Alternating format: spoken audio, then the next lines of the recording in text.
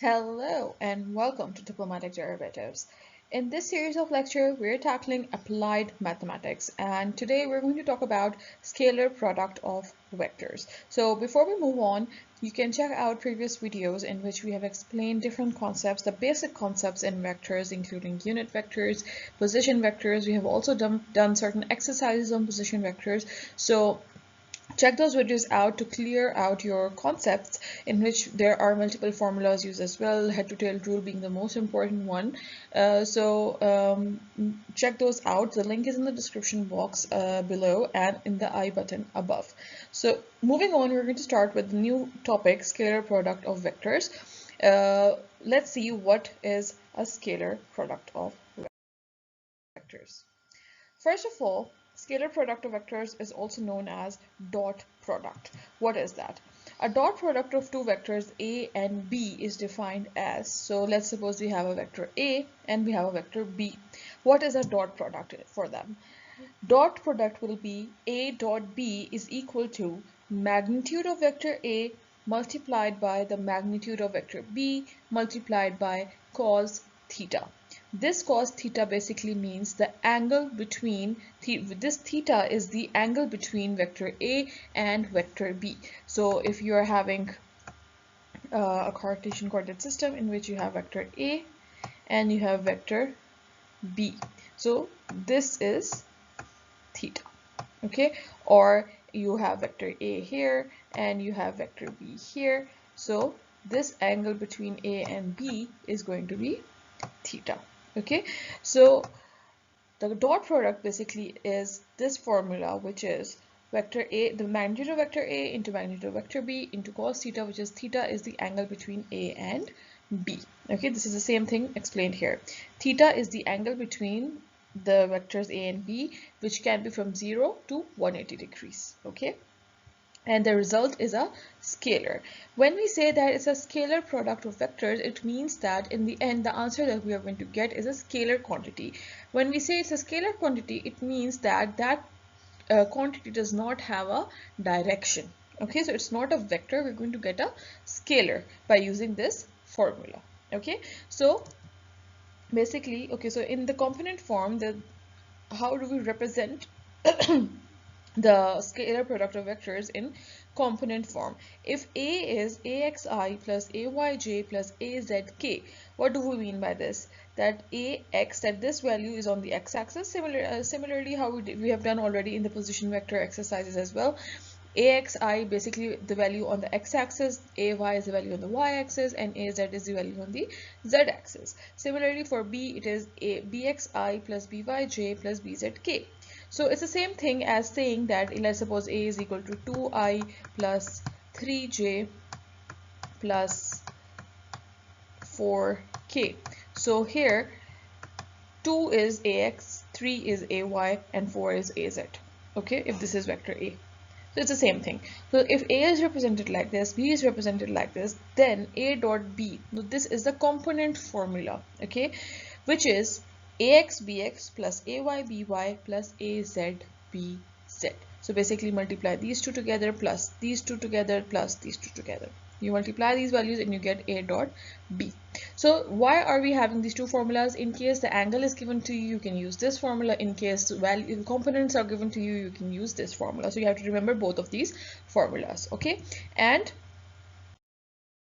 now we're going to talk about the properties of dot product, which is also very important. So first one is commutative property. Dot product is commutative. So A dot B will be equal to B dot A. Then we have distributive over addition. Again, distributive property, we all know what is distributive property. A dot B plus C will be equal to A dot B plus A dot C. Scalar multiplication is also possible here. Any scalar value, let's suppose it's k, into A dot B, the scalar product of vectors. You multiply the scalar product of vectors with a scalar value, so it will be ka dot b, which is similarly equal to A dot kb. So either k multiplied with A and then B, take the dot product with B, or A outside, take the dot product of it with kb. So it's the same thing, okay? Orthogonality. If A dot B is equal to 0, if the scalar product A dot B is given to you in the question as 0, then either 1 is 0 or they are perpendicular. that is theta is equal to 90, because we know that cos 90 is 0, right? So your answer is going to be 0. This means that A and B are orthogonal, okay? So by orthogonal, we mean that if A is like this is B, and the angle between them is 90 degrees, right? So either they are perpendicular or one vector is 0. So, okay, so in that case, our answer is going to be, or for the scalar product of vectors, the answer is going to be 0. Okay, all right.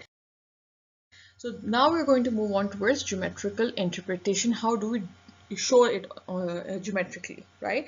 So we have vector A, we have vector B, and this is the angle between them. And cos theta, we know the formula, which is A dot B is equal to vector magnitude of A divided by magnitude of A into magnitude of B divided by not divided by, sorry, multiplied by cos theta, which is this formula here, right?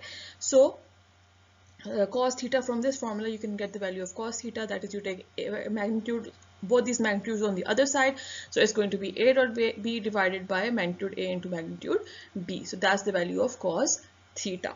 Okay, also basically what does this dot product mean? It measures how much one vector extends in the direction of another. Okay, because both of these vectors are extending, how much this one extends in this direction, so along this direction is what you need to understand, and that's this angle is important here, which is going to let us know that how much they're extending in particular directions. Okay, so this is maximal when vectors point in the same direction, theta is equal to 0. When you need to understand the point about extension of these vectors in directions of each other. How do we understand that? We understand it with the help of the angle between them, which is theta. So if theta is 0, what does this mean? That this A lies on B, right? Because there is no angle between them. When theta is 0, it means that A and B are in the same direction. This is maximal. Okay, then 0 when they are perpendicular. So if we are having, so cos 0 is 1, right? 0 when they are perpendicular, that is theta is 90. So if theta is 90, it means that cos 90 is 0. So you're going to get 0 as the dot product. They are not extending in either of their each other's direction. So B is in this direction, A goes up. They are not going in each other's direction. Okay, therefore the dot product is going to be 0, right? Negative when they point in the opposite directions. So when theta is 180, it means B is in this direction, A is in the opposite direction. So theta is 180, and then they are going to be, the dot product becomes negative, right? This shows that basically with the help of dot product, what are we getting? That how much they are, both of these vectors are going in each other's direction. Either they're going in the same direction, or they're going in the opposite direction, or they're going in totally different directions. Okay, so this is what we understand from the scalar product of vectors. Okay. Okay, so now we're going to talk about the applications of the scalar product of vectors. Number one, projection of one vector onto another. Now, this is a formula we're going to use in the questions as well, where we are going to talk about the projection of a vector on another vector. It's the same thing as extension, the formula that we saw previously. So that also talked about the extension of two vectors in each other's direction, right?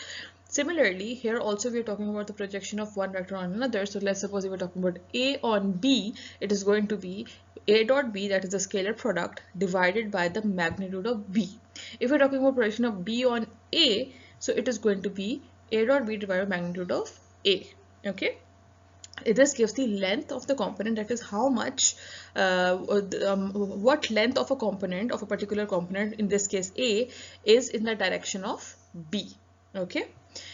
And this is also can be seen over here. Then we have point B, which is work done. Now how to find work done? Work is equal to F dot D, which is the general formula we have studied in physics as well, where we see that W is equal to FD, right?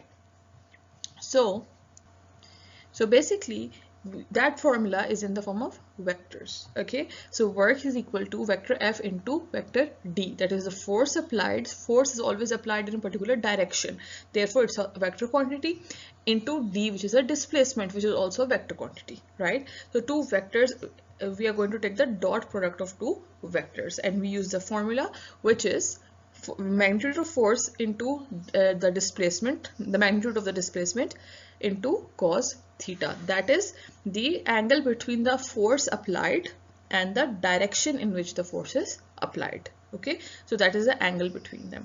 This formula calculates work done when a force is applied in the direction of displacement. Okay, this formula also will be used in the exercise questions. Okay, so now we move on towards the exercises. First one is find the dot product. A is 3i plus 4j, B is 2i plus j. In this case, we are going to use the component form because there is no angle given to us. In case an angle is also given to you, that is the angle between A and B, what you will do is you will use the formula. You'll find the magnitude of A, you'll find the magnitude of B, that is magnitude of OA, magnitude of OB, and then you'll find cos theta and use the formula to find the dot product. In this case, only the vectors are given to you. Therefore, you're going to use the component formula, which is AX BX plus AY BY plus AZ BZ. In this case, you don't have the Z values, so you will just use till here. Okay, so it is going to be A dot B is equal to 3 into 2 plus 4 into 1, which is 6 plus 4 equals to 10. Okay, that's the scalar product of vectors A and B. Question number 2. If A dot B is equal to 0, what can you say about the angle between the vectors? Again, we have seen this in the properties of the dot product, the last point, which is orthogonality. So when we have A dot B equals to 0, that is the scalar product is 0, it means either one of them is 0 or the angle between them is 90 degrees. Okay, the vectors are, if the angle is 90 degrees, it means that the vectors are perpendicular or orthogonal. Okay, I also drew it there, so I'll just draw it one more time. We have vector A and then we have vector B. Okay, and the angle between them is 90 degrees. Okay, so in this case they are not extending in each other's direction. Okay, so that is why you're getting in case of 90 cos 90 will be 0, so you will have the dot product as 0, right? Therefore the vectors are perpendicular or orthogonal, is the same thing. All right, question number 3. Calculate the angle between the following vectors. The two vectors are given to you, you have to find the angle between them. So in first of all, the dot product using the components. So you have A dot B is equal to this from the values of A and B, so X and Y. You have 1 here, 3 here, so 3 into 1 plus 2 into 4, so you have 11. This is a dot product, and you have to find out magnitude also. Why? Because what is the question asking us? It is asking us to find the angle, right, which is theta, and in the formula we have cos theta, right? So when you have to find cos theta, what is the formula? It is going to be A dot B divided by vector A and B, that you get from the formula itself, the main formula, right? So you have to find the magnitude of A, which is root 5, then magnitude of B, which is 5. So cos theta will be equal to what? 11 over 5 point root 5 into 5, that is A dot B divided by magnitude of A into magnitude of B. So you have 11 divided by 5 root 5, which is cos theta. Now you have to find theta. So theta is equal to cos inverse of this, which is equal to approximately equal to 26.6 degrees. Okay, that is how you find the angle. So you're doing it basically from the main formula, which is A dot B is equal to magnitude A into magnitude B into cos theta. Okay, next we have question number 4. Find the projection of A, which is this 4i plus 3j, on B, which is I. So how do you do that? We have the formula for projection, which is a projection of A on B is A dot B divided by magnitude of vector B. So A dot B is what? From this you can get A dot B. Here I means 1, right? So you have 4 into 1 plus 3 into, you don't have the value of j, so you will have 0.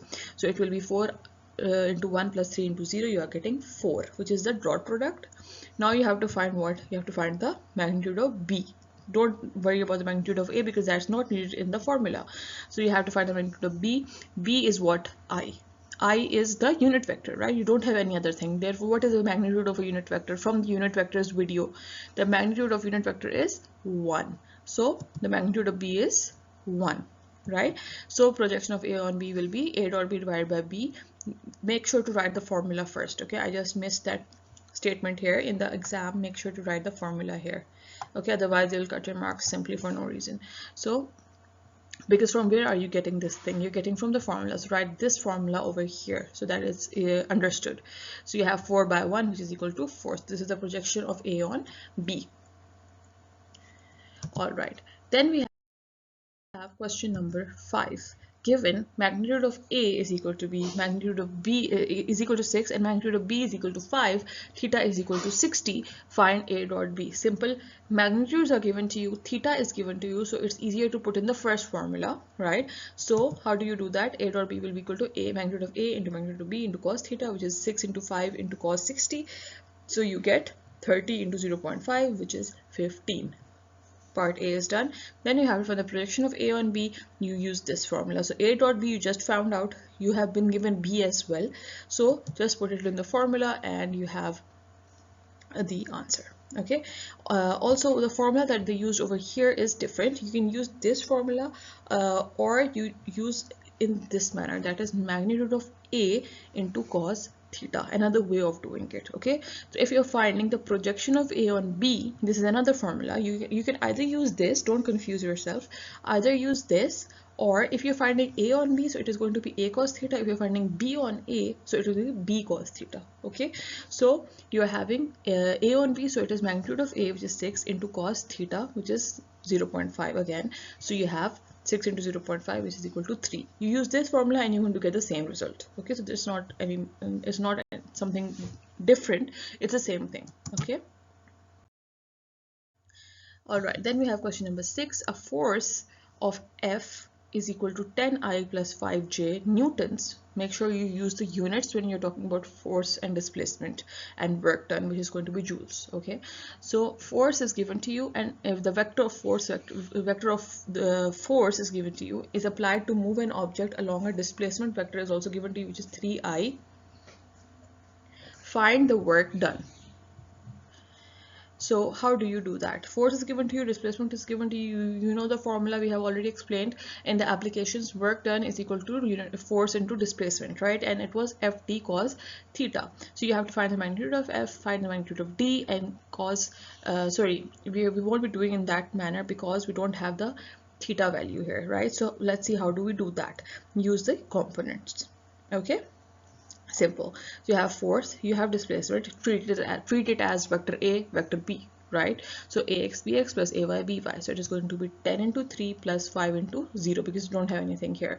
You get 30, and make sure to use the units. Unit of work is joules, right? Also don't forget to write work. So write W here, okay, is equal to force into displacement. Okay, make sure to write statements so it's easier for the examiner to understand what you're talking about. Okay, don't just simply put facts in there. Okay, I'm just putting facts directly because it's just for explanation purposes, but in exam make sure to write everything so that it's easier for the examiner to understand what you're trying to portray and from where did you get this formula, right? Next is question number 7. We have two vectors A, B are perpendicular. That is theta is 90. If magnitude of A is 7 and magnitude of B is 9, what is A dot B? If theta is what? They are perpendicular, it means theta is 90, right? If theta is 90, it means we directly know that these are perpendicular, so the dot product is 0. Right, they're not going in each other's direction. So first of all, from here also we already know it's going to be 0, but since they're asking you using the magnitudes, you have to find A dot B, so you just write it and prove it. So you have A dot B is A B cos theta, which is 7 into 9 into 0, which is going to be 0. And also write the statement here with that shows that since the vectors are the vectors are perpendicular to each other, so the angle which is 90 degree, it means they are not extending in each other's direction, therefore the dot product is 0. Okay. Next we have the dot product of two vectors is 24, so that is A dot B is equal to 24, and the magnitude of one vector is 6, so let's suppose vector A is equal to 6, or you can take B, it depends. If the angle between them is 60, what is the magnitude of the other vector? Again, simple question. A dot B is given to you, magnitude of A is given to you, theta is given to you. From this formula, this is given, and this is given. So you have to find this. So just rearrange the formula. So you will get in place of this, you write 24 is equal to here 6 into b into 0.5. So you have 24 is equal to 3. 6 into 0.5 is 3, and take 3 on the other side, so you have 24 divided by 3, which is equal to 8. So the magnitude of b is 8. That is what you have to find. Okay. Alright, so that's it for this video. I hope I try to make things as clear as possible.